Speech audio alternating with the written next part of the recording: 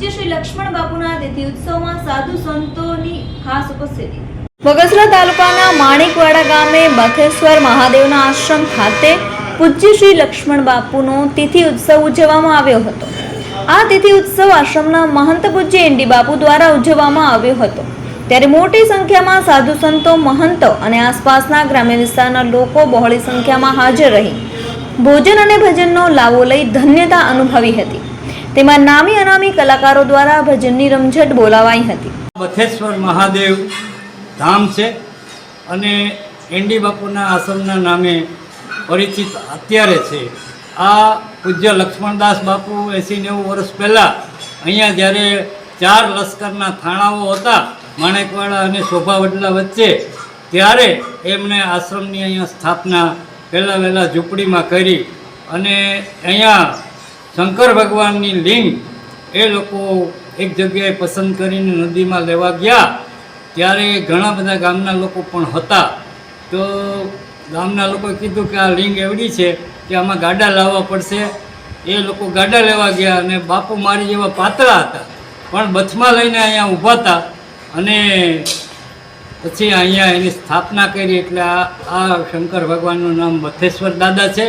લક્ષ્મણદાસ બાપુએ વર્ષો સુધી અહીંયા ઝૂંપડીમાં રહીને સાધના કરી।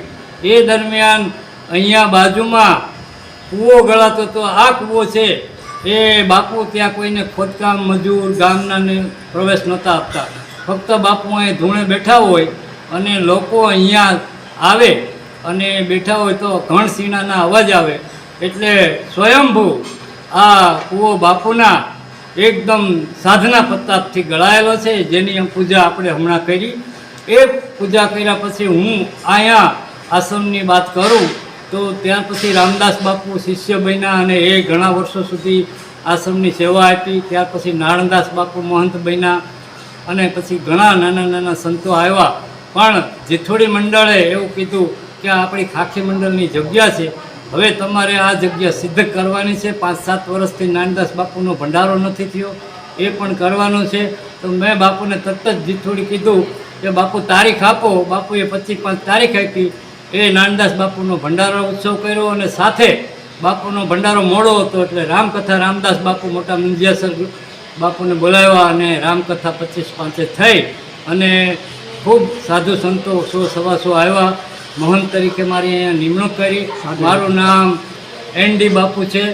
હું આની પહેલાં 4 આશ્રમ હતા, મારું પોતાનું આશ્રમ ઘંટિયાણ ખોડિયારધામ હતું, પણ બાબલુભાઈ મને કીધું કે બાપુ આ આશ્રમ તમારે હવે સંભાળવું જોશે અને 5 વર્ષથી અહીંયા બધું ફળ ઉગી ગયું હતું। આ આશ્રમમાં લક્ષ્મણદાસ બાપુ, રામદાસ બાપુ, નાનદાસ બાપુની સીધીથી 10-15 વીઘા જમીન છે। જમીનના જે કાંઈ આવક થાય એમાં આશ્રમ ખૂબ ચાલે છે, સરસ રીતે ચાલે છે। હું હજી હમણાં 25-5 આવ્યો એટલે અમે નાનદાસ બાપુની જે મંડળીના પૈસા જાણ્યા તો 1,37,000 એ મેં કીધું કે આ જમીનમાં જે આવક થાય સીધી ભરી દેવાની છે, મારે કાંઈ નહીં, અમે તો ભોજન જોયું, સાધુ સંતોને ભજન કરવાનું હોય। ત્યારથી અમે ભજન કરીએ। પછી હું ગયો મુનિ આશ્રમે, મુનિ બાપુ પણ અહીંના હતા, એટલે ત્યાં શક્તિ બાપુએ કીધું કે હું એક સંત આપું છું, એ પણ અમારા ખાખી મંડળના છે, ખૂબ સરસ પૂજા સેવા કરે છે। એની પહેલાં અમારે રાજુભાઈ ગોસ્વામીએ પણ અહીંયા સેવા પૂજા કરી, અશોકભાઈએ સેવા કરી। આ આશ્રમ જાગૃત છે, અહીંયા ઘણા બધા ખૂબ જ એકદમ પ્રતાપી પરચાઓ થયા છે। મારા સમયમાં પણ પરચાઓ થયા અને પહેલાં મૂછવાળા 100 વર્ષ જૂના નાગદાદાએ 3 વાર પરચા આપ્યા, કંકોત્રી બતાવી, નાનદાસ બાપુનો ભંડારો કરું છું, કયો તો આવો, ત્યાર પછી તમે દર્શન આપશો તો હું ભંડારા પછી નહીં આવું, પણ તે દિવસથી દાદા કોઈ દર્શન ન આપ્યા। એનો અર્થ કે હવે ખુદ લક્ષ્મણદાસ બાપુ, રામદાસ બાપુ, નાનદાસ બાપુએ અહીંયા રજા આપી અને હું મહંત બન્યો।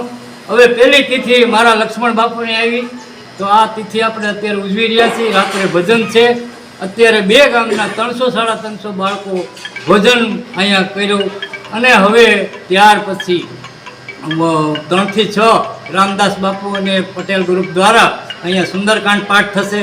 રાત્રે અમારા કેશુ બારોટ, પછી જાનકીદાસ ગોંડલિયા અને વિનય હરિયાણી અહીંયા ભજનમાં ગાયકો આવે છે, ઘણા બધા ગાયકો આવશે, રાત્રે ભજન જામશે। હવે દર ચોથે આ આશ્રમમાં હું લક્ષ્મણદાસ બાપુની યાદીમાં અહીંયા છું ત્યાં સુધી ભજન કરીશ. દર ચોથે ભજન થશે. બોલીએ રામચંદ્ર ભગવાન લક્ષ્મણ